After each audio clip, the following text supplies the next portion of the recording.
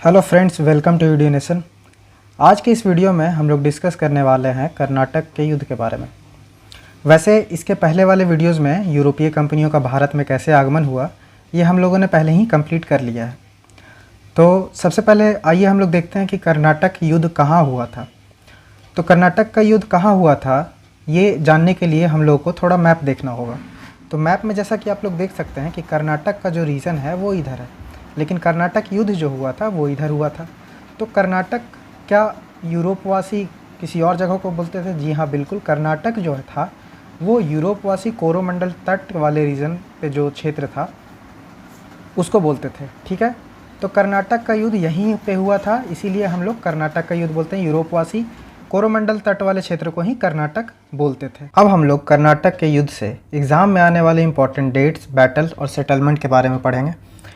तो सबसे पहले देख लेते हैं कि प्रथम कर्नाटक युद्ध कब हुआ था। तो प्रथम कर्नाटक युद्ध 1746 से 1748 तक हुआ था। ठीक है, ये 2 साल चला था। यही ध्यान में रखना है कि 1746 से 48 तक हुआ, 2 साल ये युद्ध चला। उसके बाद दूसरा कर्नाटक युद्ध जो होता है 1749 से लेकर 54 तक होता है, ये 5 साल तक चलता है। और तृतीय जो कर्नाटक युद्ध होता है वो 1756 से लेकर 63 तक होता है। तो इसको ऐसे ध्यान में रख सकते हैं कि 1746 से लेकर 48, सिर्फ अगर 1746 हम लोग ध्यान में रखेंगे तो पूरा का पूरा कर्नाटक युद्ध हम लोगों को ध्यान में रह सकता है। कैसे कि 1746 से 48 2 साल तक युद्ध चला। दूसरा जो युद्ध था, दूसरा कर्नाटक युद्ध जो था वो 1749 से लेकर 54 तक 5 सालों तक चला। और तीसरा जो कर्नाटक युद्ध है वो 2 साल का गैप करके, यानी कि 54 के बाद डायरेक्ट 56 से लेकर 63 तक, यानी कि 7 सालों तक चलता है। तो यहाँ पे 2 साल और यहाँ पे 5 साल, कितने साल हो गए टोटल मिला के? 7 साल। तो हम लोग ऐसे ध्यान में रख सकते हैं कि पहला 1746 से 48 2 साल, दूसरा 1749 से 54 5 साल, और तीसरा 54 से 2 साल छोड़ देंगे, एक्स्ट्रा कर देंगे, और फिर क्या हो जाएगा 1756 से लेकर 63 7 साल। तो ये युद्ध ऐसे हुआ, प्रथम कर्नाटक युद्ध, दूसरा कर्नाटक युद्ध और तीसरा कर्नाटक युद्ध। अब हम लोग देखते हैं कि प्रथम कर्नाटक युद्ध हुआ क्या, किस वजह से था। तो ये ऑस्ट्रिया के उत्तराधिकारी युद्ध से प्रभावित था। ये ध्यान में रखना है कि ऑस्ट्रिया के उत्तराधिकारी युद्ध से प्रभावित था। अब ये युद्ध जो है प्रथम कर्नाटक युद्ध वो ख़त्म कैसे हुआ? तो 1748 में एक्सला-सैपल का संधि होता है और साथ साथ फर्स्ट कर्नाटक युद्ध समाप्त हो जाता है। अब एक्सला-सैपल का संधि क्या होता है? तो एक्सला-सैपल का संधि जो होता है वो जर्मनी में होता है। ठीक है, इसमें क्या होता है कि भारत में मद्रास जो होता है अंग्रेज़ों को मिल जाता है, और अमेरिका का लुइसबर्ग जो होता है वो फ्रांसीसियों को मिल जाता है एक्सला-सैपल के संधि से, और फिर जाके ये पूरा जो प्रथम कर्नाटक युद्ध है वो ख़त्म हो जाता है। अब बात करते हैं दूसरा कर्नाटक युद्ध के बारे में। तो दूसरा कर्नाटक युद्ध 1749 से लेकर 54 तक चला था, जो कि 5 साल तक चला था।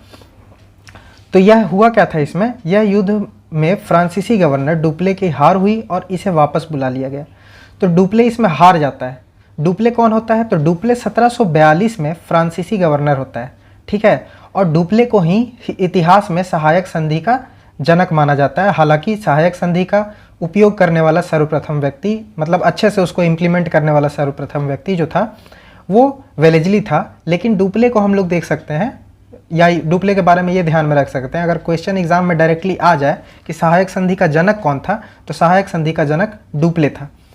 उसके बाद क्या होता है, दूसरा कर्नाटक युद्ध जब 1749 से लेकर 54 तक चलते रहता है, और इसके बाद जब ख़त्म होता है दूसरा कर्नाटक युद्ध, तो ये एक संधि के द्वारा ख़त्म होता है जिसको हम लोग पौंडीचेरी की संधि बोल सकते हैं। ठीक है, तो पौंडीचेरी की संधि के साथ ये दूसरा कर्नाटक युद्ध ख़त्म हो जाता है। ठीक है, अब तृतीय कर्नाटक युद्ध के बारे में देखते हैं। तो तृतीय कर्नाटक युद्ध किस संधि से ख़त्म होता है? तो तृतीय कर्नाटक युद्ध जो है वो पेरिस की संधि से ख़त्म होता है। ठीक है, अब क्या होता है 1760 में। अब एक और चीज़ हम लोग देख लेते हैं कि इसमें इम्पॉर्टेंट युद्ध कौन कौन सा है।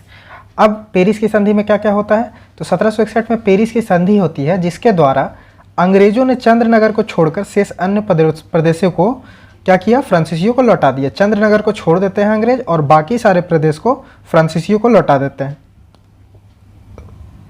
अब हम लोग देखते हैं कि इम्पॉर्टेंट जो बैटल्स था प्रथम कर्नाटक युद्ध का, दूसरा कर्नाटक युद्ध का और तृतीय कर्नाटक युद्ध का, वो कौन कौन सा था। तो फर्स्ट कर्नाटक युद्ध का जो इम्पोर्टेंट बैटल है वो सेंट थॉम या अडयार का युद्ध है। अडयार का युद्ध इसलिए क्योंकि ये अडयार नदी के किनारे हुआ था, इसीलिए इसे अडयार का युद्ध भी कहा जाता है। दूसरा कर्नाटक युद्ध जो 1749 से लेकर 54 तक चलता है, यानी कि 5 साल तक चलता है, तो उसका इम्पॉर्टेंट जो बैटल है वो है अंबुर का युद्ध, जो कि 1749 में हुआ। ठीक है। उसके बाद तृतीय कर्नाटक युद्ध अगर देखें तो 1756 से लेकर 1763 तक, यानी कि 7 सालों तक चलता है।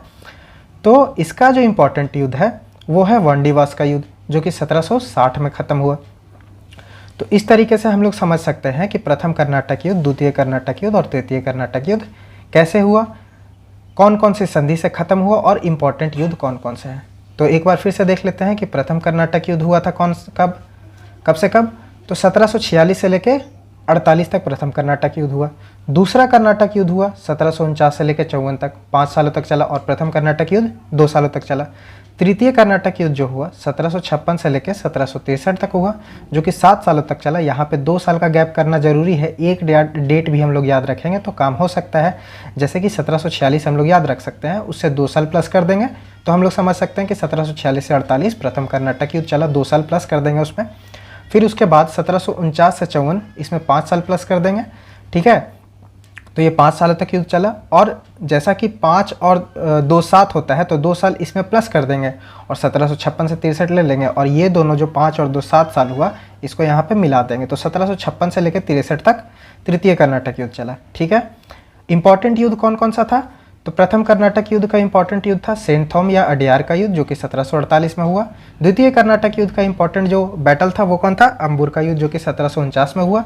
और तृतीय कर्नाटक युद्ध का इंपॉर्टेंट बैटल था वांडीवास का युद्ध, जो कि 1760 में हुआ। अब संधि कौन कौन सा था जिससे कर्नाटक युद्ध खत्म हुआ, तो प्रथम कर्नाटक युद्ध होता है एस्ला सैपल का संधि से खत्म होता है। द्वितीय कर्नाटक युद्ध जो होता है वो पौंडीचेरी की संधि से खत्म होता है, और तृतीय कर्नाटक युद्ध जो होता है वो पेरिस की संधि से खत्म होता है। अब हम लोग डिटेल में देखेंगे कि प्रथम कर्नाटक युद्ध का शुरुआत कैसे हुआ, द्वितीय कर्नाटक युद्ध का शुरुआत कैसे हुआ, और तृतीय कर्नाटक युद्ध का शुरुआत कैसे हुआ, और तीनों युद्ध खत्म कैसे कैसे हुआ। ठीक है। तो इसके बारे में डिटेल में हम लोग पढ़ेंगे। तो सबसे पहले प्रथम कर्नाटक युद्ध का बात करते हैं। तो जैसा कि हम लोग बात कर रहे थे फर्स्ट कार्नाटिक वॉर के बारे में, जो कि 1746 से लेकर 48 तक चलता है। तो होता क्या है इस फर्स्ट कर्नाटिक वॉर में, तो इस फर्स्ट कर्नाटिक वॉर में 2 ईस्ट इंडिया कंपनी के बीच में लड़ाई होता है, यानी कि 2 यूरोपीय ईस्ट इंडिया कंपनी के बीच में लड़ाई होता है। कौन कौन सा, तो एक ब्रिटिशर्स का होता है, दूसरा फ्रांसीसी का होता है। अब बात यह है कि सिर्फ ब्रिटिशर्स और फ्रांसीसी ईस्ट इंडिया कंपनी में ही क्यों लड़ाई होता है, क्या इसके पहले कोई लड़ाई नहीं हुआ, या फिर और भी कोई ईस्ट इंडिया कंपनी भारत में एग्जिस्ट नहीं करती थी? तो ऐसा नहीं है। पहले जो कंपनियां थी जैसे पुर्तगाली कंपनी और डच ईस्ट इंडिया कंपनी, ये दोनों कंपनी ट्रेड रेस से ऑलरेडी बाहर हो चुका था। ठीक है। कैसे हो चुका था ट्रेड रेस से ऑलरेडी बाहर, तो 1661 में पुर्तगाली जो थे वो बॉम्बे को प्रिंस चार्ल्स द्वितीय को डॉरी में दे देते हैं। अब डॉरी में जब दे देते हैं तो वो उनका इम्पॉर्टेंट एरिया होता है बॉम्बे, वहाँ से काफ़ी व्यापार वो लोग करते हैं। तो डॉरी में देने के बाद वो ट्रेड रेस से ऑलरेडी बाहर हो चुके होते हैं। फिर उसके बाद क्या होता है कि डच ईस्ट इंडिया कंपनी, जो कि 1741 में एक बैटल करती है किसके साथ, राजा मार्तंड वर्मा के साथ। तो राजा मार्तंड वर्मा जो होते हैं वो त्रावणकोर के राजा होते हैं, राजा मार्तंड वर्मा। तो ये बहुत ही कुशलता के साथ डच ईस्ट इंडिया कंपनी को हराने में सफल हो जाते हैं। उसके बाद डच ईस्ट इंडिया कंपनी जब हार जाती है, तो डच ईस्ट इंडिया कंपनी हारने के बाद वो अपना जितना भी फैक्ट्रीज होता है वो इंडिया से हटाकर मलेशिया और इंडोनेशिया वाले रीजन में लेकर जाकर शिफ्ट कर देता है। ठीक है। तो दो कंपनी यानी कि पुर्तगाली ईस्ट इंडिया कंपनी और डच ईस्ट इंडिया कंपनी तो ऑलरेडी रेस से बाहर हो चुका। अब बचा कौन सा कंपनी, तो बचा है ब्रिटिश ईस्ट इंडिया कंपनी और फ्रांस ईस्ट इंडिया कंपनी। तो बात यह है कि ये लोग दोनों के बीच में लड़ाई कैसे हो जाता है।